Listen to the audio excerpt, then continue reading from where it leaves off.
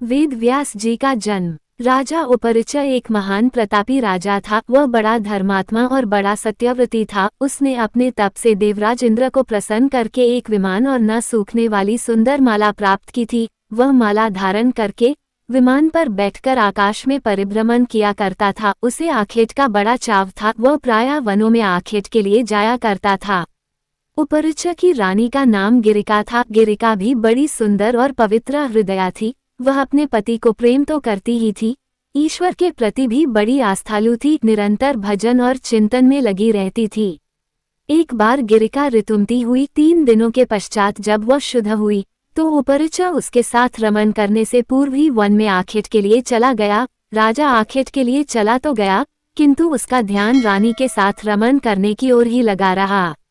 दोपहर का समय था। राजा वन में एक अशोक वृक्ष के नीचे बैठा हुआ था। शीतल और सुगंधित हवा चल रही थी। मृदुल स्वरों में पक्षी गान कर रहे थे। राजा का ध्यान रानी की ओर चला गया। वह रमन के संबंध में मन ही मन सोचने लगा। राजा कामातुर हो उठा और उसका वीर्य स्खलित हो गया।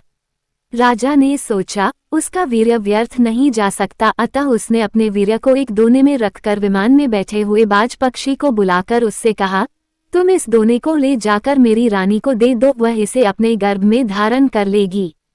बाज दोने को मुख में दबाकर राजा के भवन की ओर उड़ चला। वह यमुना नदी के ऊपर से उड़ता हुआ चला जा रहा था। सहसा एक दूसरे बाज की दृष्टि उस पर पड़ी। इसने सोचा यह अपने मुख में खाने की कोई वस्तु दबाए हुए है, अतः उसने उस बाज पर आक्रमण कर दिया। दोनों बाजों में घमासान युद्ध करने लगा। परिणाम ये हुआ कि पहले बाज के मुख से दोना छूटकर यमुना के जल में गिर पड़ा। दोने में रखा वीर्य पानी में मिल गया। एक मछली की वीर्य पर दृष्टि पड़ी। उसने सोचा ये खाने की वस्तु है, अतः वह उसको पानी के साथ निगल गई।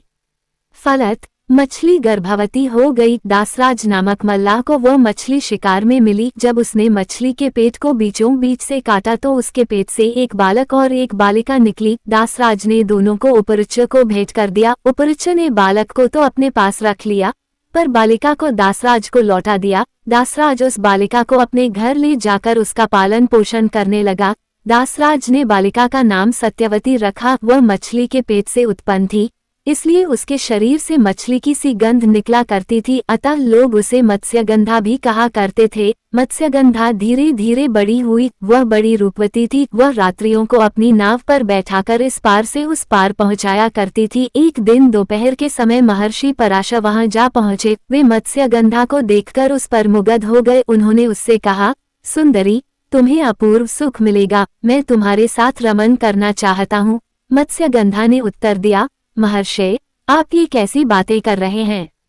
दोपहर का समय है, आसपास लोग बैठे हुए हैं, मैं आपके साथ रमन कैसे कर सकती हूँ?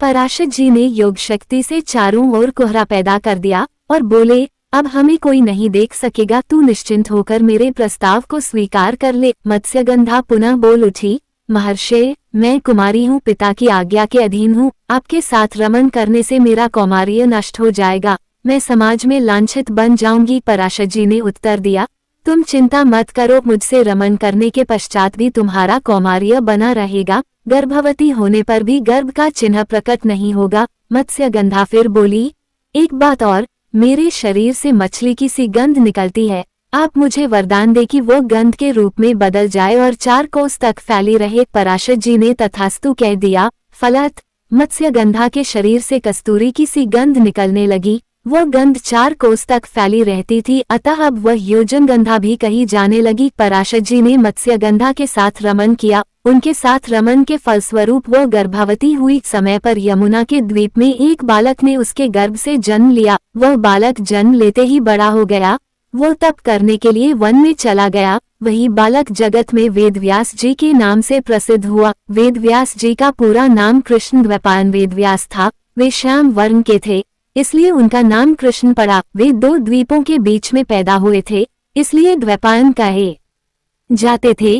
वेदों के पंडित होने से वेदव्यास कहे जाते थे। वेदव्यास जी अमर हैं, वे आज भी धरती पर विद्यमान हैं और किसी किसी को दर्शन देकर कृतार्थ करते हैं।